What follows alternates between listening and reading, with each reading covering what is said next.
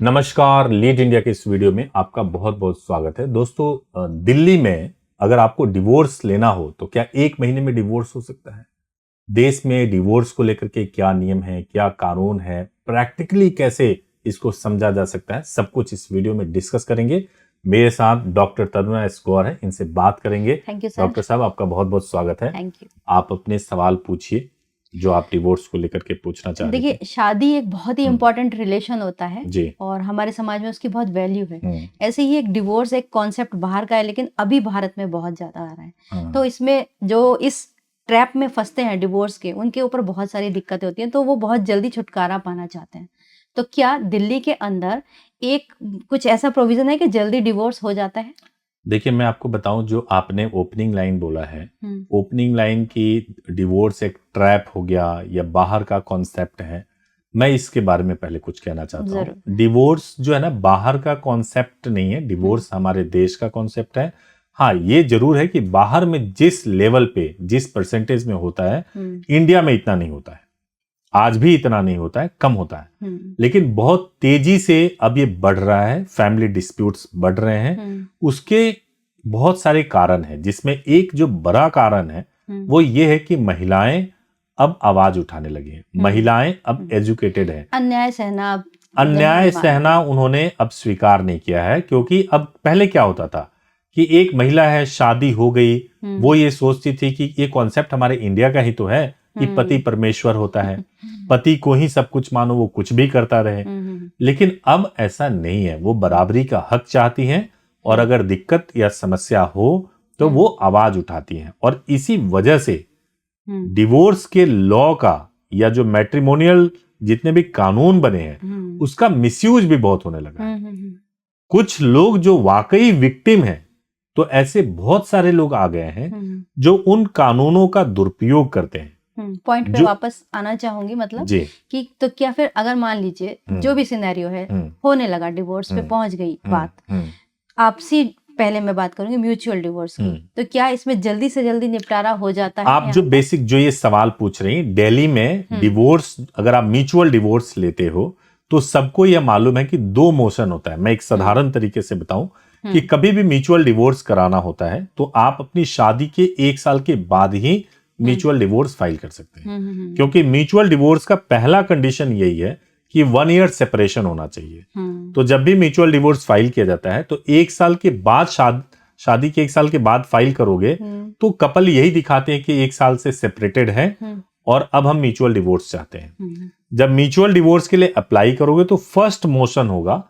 First motion के बाद से 6 महीने के बाद आप सेकेंड मोशन फाइल कर सकते हो। सेकेंड मोशन 6 महीने के बाद फाइल करोगे तो वेव ऑफ एप्लीकेशन लगाओगे कि सेकेंड मोशन के बाद आपको 6 महीने की और कूलिंग पीरियड नहीं चाहिए। अच्छा, थोड़ा सा मैं रोकती हूँ। कि फर्स्ट मोशन पहले लगाया, मतलब कि 1 साल फर्स्ट मोशन मतलब फर्स्ट पिटीशन लगा दिया, ठीक है। अब वो फैमिली कोर्ट में पहुंच गया मामला, वहां पे आपको दिया गया 6 महीने आप वेट करो। हाँ, ऐसा नहीं होता। फर्स्ट मोशन यानी फर्स्ट पिटीशन जब लगाते हो तो सेकेंड मोशन के लिए एप्लीकेशन जो लगाओगे आप, वो उसका क्राइटेरिया होता है कि 6 महीने का गैप होना चाहिए। अगर शादी को 1 साल हुआ है तो मतलब ये क्राइटेरिया होता है कि ऐसा होना चाहिए। थोड़ा सा कंफ्यूजन हो गया मुझे। कि एक बार शादी हुई, डिवोर्स के लिए अप्लाई कर दिया, फर्स्ट मोशन चला गया, अब 6 मंथ्स वेट करेंगे, तब ही सेकंड मोशन के लिए जाएंगे। ये हुआ। हाँ जी, ठीक है। तो ये जब हम टाइम पीरियड की बात कर रहे हैं, इसे डिटेल में बाद में समझूंगी। एक टाइम पीरियड ये भी है कि फाइल कब कर सकते हैं, शादी के कितने समय बाद, ये भी इम्पोर्टेंट होता है। 1 साल के बाद फाइल कर सकते हैं। अच्छा, मतलब अगर मान लीजिए आपसी भी है, तो भी शादी के 1 साल के बाद ही फाइल कर सकते हैं। तभी 1 साल के बाद। ठीक है। तो फिर ये जो टाइम पीरियड को मानना बहुत जरूरी है और इसके अकॉर्डिंग ही होगी। तो यहाँ पे मेरे मन में ये क्वेश्चन आ रहा है कि बात तो 1 महीने की हो रही थी मिनिमम टाइम की, यहाँ तो 6 महीने सेकंड मोशन के भी हो गए, पहले भी हो गए थे, तो टाइम ड्यूरेशन बढ़ती चली जा रही है। अब इसको ध्यान से समझिएगा, ये दिल्ली की में होता है। मान लीजिए आपने शादी के 18 महीने बाद म्यूचुअल डिवोर्स फाइल किया है, यानी कि 1 साल 12 महीने तो हो गए जो वेटिंग पीरियड था, और 6 महीना और 18 महीने आपकी शादी को हो चुका है।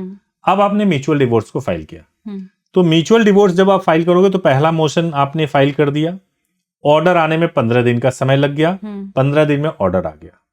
उसके 15 दिन के बाद हम सेकंड मोशन तुरंत फाइल करते हैं, 6 महीना वेट नहीं करते हैं। ओके।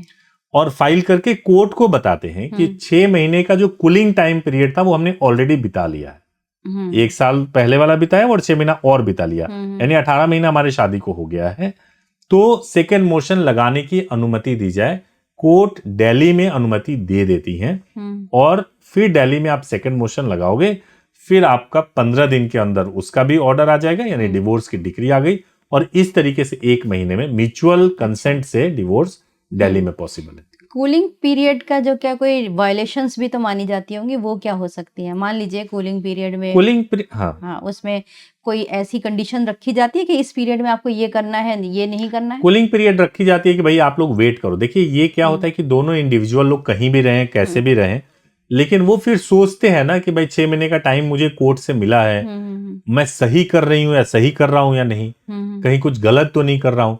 तो वो कोर्ट की ऐसी सोच है कि फिर वो एक कंक्लूजन पे पहुंचेंगे और फिर डिसाइड करेंगे। और 6 महीने सोचने के बावजूद अगर डिवोर्स ही है डिसीजन, तो फिर कोर्ट क्या कर सकते मतलब है? जैसे मैंने सुना था कई बार, हम लीगल किस्से पढ़ते सुनते रहते हैं उसमें कि जैसे 1 साल का या 6 महीने कूलिंग पीरियड है, उसमें एक रात के लिए भी एक छत के नीचे अगर रह गए कपल, तो फिर वो कूलिंग पीरियड समाप्त, अब वो डे 1 से शुरू करेंगे। नहीं, ऐसा नहीं, ये बिल्कुल गलत है। मतलब ये भ्रांति है लीगल के मामले में। हाँ जी। ठीक है, अब एक और चीज बताइए कि म्यूचुअल डिवोर्स के बीच में एग्रीमेंट का क्या रोल होता है, इसकी क्या जरूरत पड़ती है? देखिए बहुत अच्छा सवाल है। म्यूचुअल डिवोर्स जब हम करने के लिए जाते हैं तो वाइफ्स के मन में और हस्बैंड्स के मन में बहुत सारे डाउट्स होते हैं कि म्यूचुअल डिवोर्स कैसे होगा, मेरे बच्चों का क्या होगा अगर बच्चे हो गए हैं तो, या फिर जो प्रॉपर्टी है वो क्या होगा, क्या मेंटेनेंस मिलेगा, क्या एलिमनी मिलेगा, इसको लेकर के दोनों के मन में डाउट्स होते हैं। तो कभी भी म्यूचुअल डिवोर्स के लिए आप जा रहे हो, म्यूचुअल कंसेंट से अगर आपको डिवोर्स लेना है, यानी दोनों की सहमति से अगर डिवोर्स लेना है, तो सबसे पहला काम होता है एक एग्रीमेंट बनाया जाता है। उसी एग्रीमेंट में ये डिसाइड किया जाता है कि वाइफ को पैसे चाहिए या नहीं चाहिए, हस्बैंड को पैसे चाहिए या नहीं चाहिए, दोनों के जो एसेट्स और प्रॉपर्टी है उसका डिस्ट्रीब्यूशन कैसे होगा, जो बच्चे हैं वो उसकी कस्टडी किसके पास रहेगी, ये म्यूचुअली हस्बैंड और वाइफ डिसाइड करते हैं। वो कुछ भी डिसाइड कर सकते हैं और उसी एग्रीमेंट के बेसिस पे फर्स्ट मोशन के लिए पिटीशन फाइल किया जाता है और उसके बाद सेकंड मोशन के लिए पिटीशन फाइल किया जाता है। उस एग्रीमेंट पे कोई सवाल नहीं उठाया जाता है। हाँ, एग्रीमेंट के जो टर्म्स एंड कंडीशन होने चाहिए, कॉन्ट्ररी देश के जो लॉ है उससे नहीं होने चाहिए, ऐसा नहीं होना चाहिए। मतलब जो एग्रीमेंट बनाते हैं वो दोनों साथ बैठकर बनाएंगे, हस्बैंड वाइफ? वो एडवोकेट के थ्रू बनवाना चाहिए। कभी भी एडवोकेट लॉ को जानते हैं ना, तो वो आपको बता सकते हैं कि कौन सा टर्म्स एंड कंडीशन लीगल तरीके से हम बना सकते हैं। आप अपने टर्म्स एंड कंडीशन एडवोकेट को बताइए, एडवोकेट आपके लिए बनाइए। तो म्यूचुअल में भी एलिमनी मैटर करती है, मिलेगा या नहीं मिलेगा? मैंने कहा ना, वो तो एग्रीमेंट का पार्ट बन गया ना। राइट। आप डिसाइड कर लो कि आपको एलिमनी चाहिए नहीं चाहिए, आपको मंथली चाहिए या वन टाइम सेटलमेंट करना है, वो आपस में डिसाइड करके हो जाएगा। मतलब कुल मिला के अगर कोई इस प्रोसेस को पूरा कर रहा है तो दिल्ली के प्रोसेस में ये प्रॉपरली कम से कम समय में डिवोर्स बिल्कुल हो सकता है। आपने इस विषय पर बहुत खुलकर जानकारी दी, इसके लिए आपका बहुत thank you so much. Thank you so much sir. Thank you so much. Thank you.